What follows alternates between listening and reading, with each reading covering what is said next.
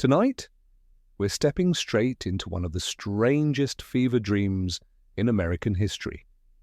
Imagine this. Salem, 1692.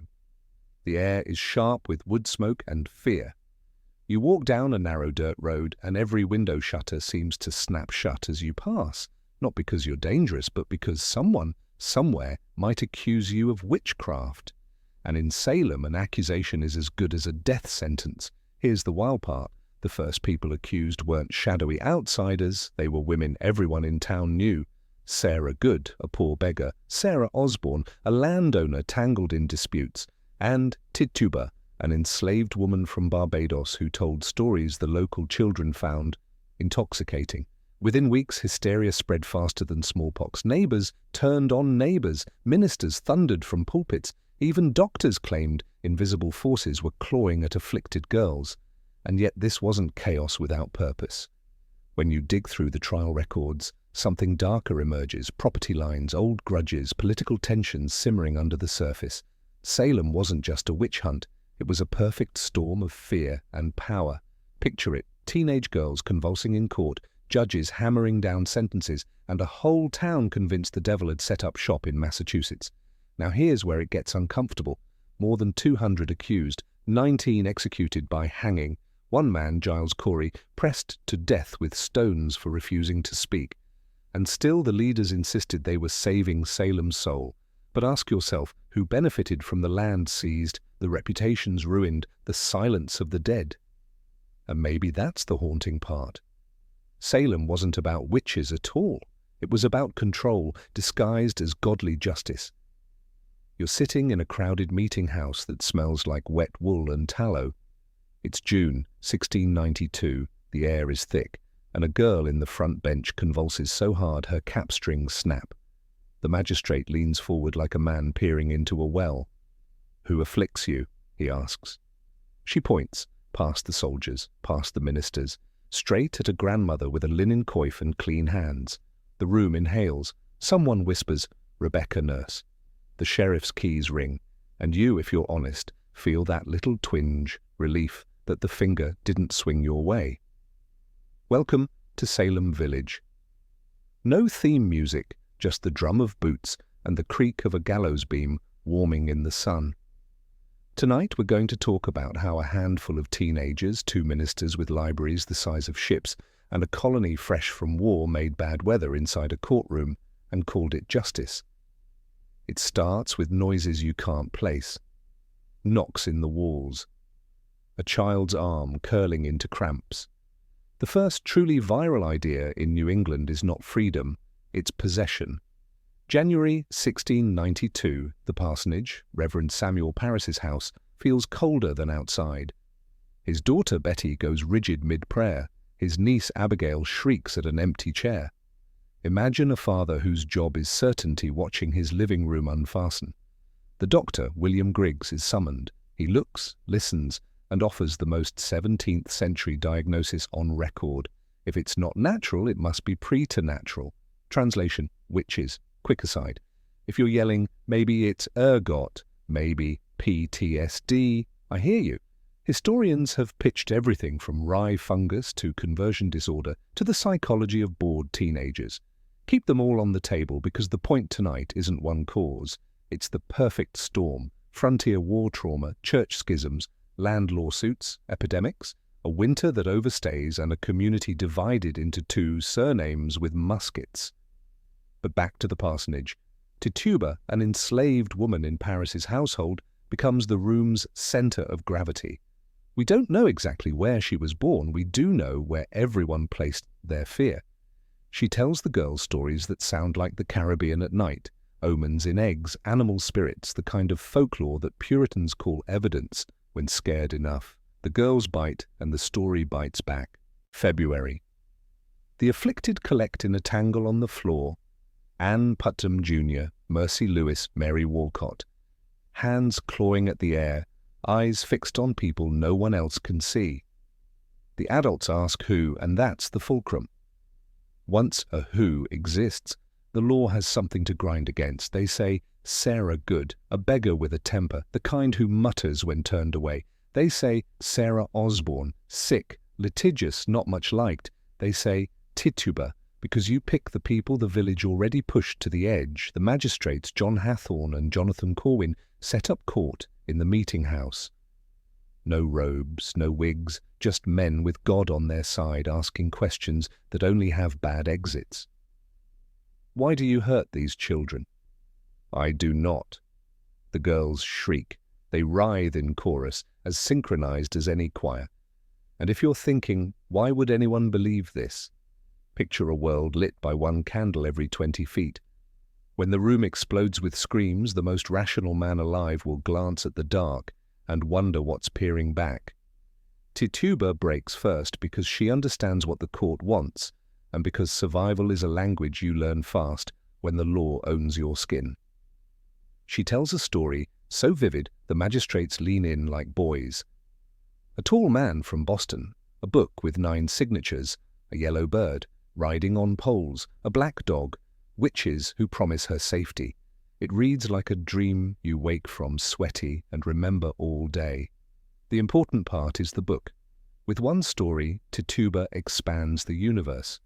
This isn't 3 troublesome women. This is a network, a conspiracy, a plot. Salem doesn't arrest people now. It goes hunting. Warrants multiply. Martha Corey, who mocked the girls, is hauled in, and her denial is treated as arrogance.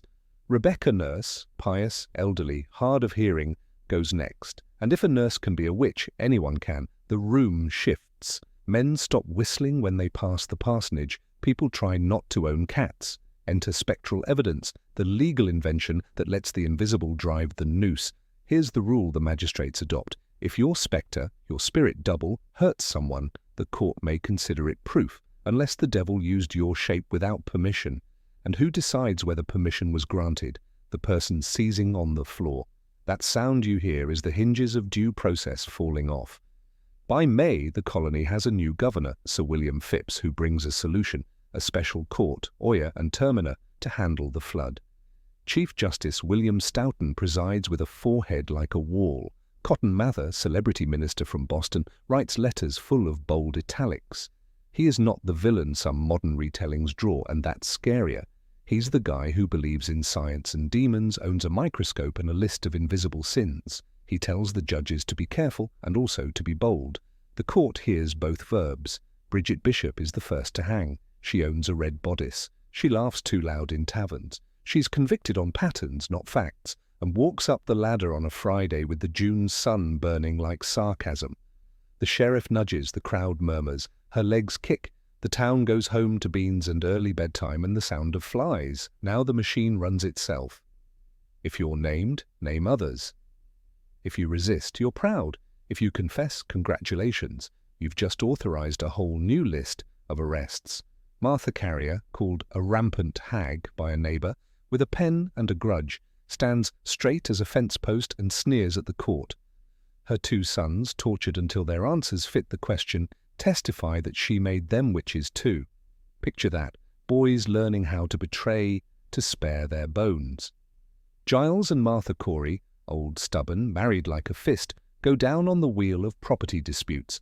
Giles refuses to enter a plea, no guilty, no not guilty, because he sees the trap. A conviction means the colony can seize his land from his sons, so he takes the most medieval option in the English common law book, peine forte et dure, pressed to death with stones until he pleads. They strip him to the waist, they lay him in the dirt, they place a board across his chest and stack. A sheriff asks, will you plead? His answer, because he is made of a metal we rarely smelt anymore, more weight. They comply. Ribs crack, tongue swells. He dies without a verdict. His sons inherit the field. And if you've never understood how a village becomes a rumor, listen now. People are speaking softly at their own tables. Mothers pull daughters away from Abigail Williams at the well. Men who laughed in March will not look you in the eye in August.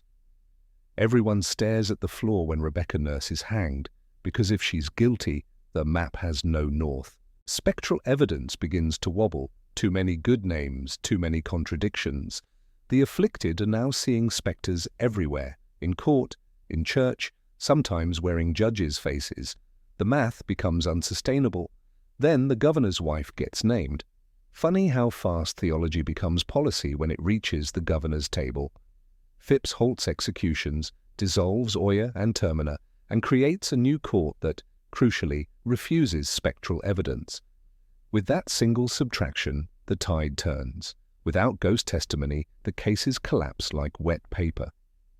Sarah Good's 5-year-old Dorothy sits in a jail cell that smells like straw and rot. Mercy Lewis tries to recalibrate her voice in a quieter courtroom. Abigail Williams disappears from the record like a ship slipping beyond horizon. Tituba survives, not because anyone believes her innocent now, but because the jailer wants his fees and Paris doesn't want to pay. She is sold to someone else like a chair. The last executions are September 22nd, 8 bodies in a row. The rope creaks, the crowd thins, the wind picks up early. After that, the scaffold rests. Winter sets in, and with it, a discipline of forgetting. The colony issues a fast day, a public apology to God for having done justice badly. Increase Mather, Cotton's father, a man with a voice like a pulpit, publishes the sentence that should have been stapled above every bench from the start. It were better that 10 suspected witches should escape than that one innocent person should be condemned. The law relearns its humility. The legislature pays compensation to some families, the way a broken fence pays the field back for letting the cows out. Sam Paris is asked to leave, and does.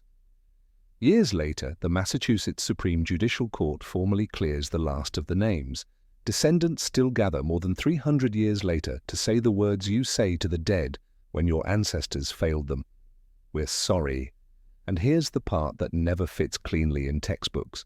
A handful of the afflicted girls marry and live long, ordinary lives. The men who drove the court live long too, reading sermons by fires they paid for with other people's rope. No one gets the ending we want. History rarely does fan service. So, why did it happen? Short answer. And you won't like it, because it could.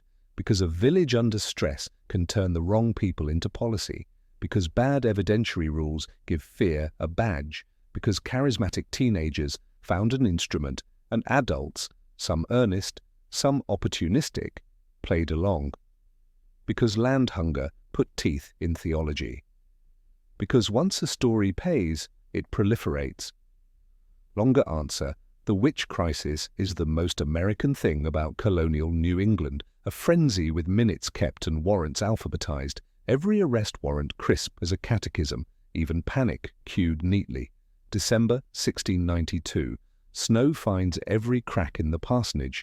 Betty Paris, 12 now, tall, shy, stares at her hands by the hearth and does not twitch. Her father has new sermons: humility, restraint, the danger of showing off. He speaks them like a man who suspects he's the villain but can't quite say the word. Outside, the road to Gallows Hill is just a road again. Hooves, sled runners, the quiet gossip of trees pretending they never watched. Ann Putnam Jr. will someday stand in a meeting house and confess publicly that she lied or was deceived or both, and the villagers will shift in their pews because forgiveness always demands the one thing congregations hate to spend, their pride. You step outside into the cold and the wind raises your ears and the stars look like nails, and you realize something nobody in a gallows crowd gets to learn in time. Panic is a kind of weather. You can't negotiate with it. You can only judge it by the laws you enforce when it arrives. Quick, modern aside, because you're listening to a podcast, not reading a plaque. There is no clean genre break between Salem and now. Today's version doesn't say witch, it says enemy of the people, or fake news, or security threat, or whatever phrase currently gets a room to stand. Spectral evidence. We do it with screenshots we don't verify, with anonymous posts we retweet, with clips cut to fit a theory. It's the same move. I saw it in a realm you cannot audit, believe me anyway. The fix is the same too. Slow down, test the claim, count twice, hang never. Let's end with a scene you deserve to keep. Picture Rebecca Nurse, 71, bones like reeds, hands that smell like bread, standing under a sky God overdid. The sheriff asks for her last words. She says, "I am as clear as the babe unborn." It's not a defense. It's a sentence she gives herself so she doesn't remember the crowd's face. The ladder creaks. She climbs. Now, picture Giles Corey in the yard, chest under the board, stones ticking like a metronome. "More weight," he says, and you hear the grammar of a man ensuring his boys inherit a farm. Is he brave? Yes. Is he stubborn? Yes. Is he a saint? Number, that's the point. Salem is not a morality play, it's a mirror. Good men can be small, ordinary men can be deserts, teenagers can be weapons, and a community can save itself only by inventing a better courage, the kind that says no to its own fear in public. Fade out on a field in winter, no violins, just the creak of ice and the fact that the law, which failed loudly, is learning, quietly, how not to fail again. What would you do in that room? Be honest. When the girl arched, the minister frowned, the sheriff's keys clinked, and the man with the ledger cleared his throat. Would you have stood, or would you have looked at the floor and rehearsed your innocence for when the pointing hand found you? Tonight's answer isn't confession. It's practice. Practice the habit they didn't have, require evidence that lives in daylight. Question your favorite witnesses as hard as your enemies. Make, "I don't know yet," a sentence you can say on the record. And when the weather turns and panic comes hunting with papers in its pocket, be the person who keeps the rope coiled. Thanks for listening. If this helped, share it with one friend who loves history and one who thinks it's just names and dates. Next time, because we're staying in the neighborhood of dangerous certainty, we'll go to Boston, where a minister tries to weigh a miracle on a scale and the whole colony argues in Latin footnotes. Until then, keep your evidence visible, your empathy fierce, and your ladders unused. As the shadows lengthen and the stars begin to whisper, we close the pages of this ancient tale. In the hush of night, truth rests where faith once stood strong. Sleep gently now, wrapped in the echoes of empires long gone. Until next time, when darkness falls and another lullaby of a fallen world begins.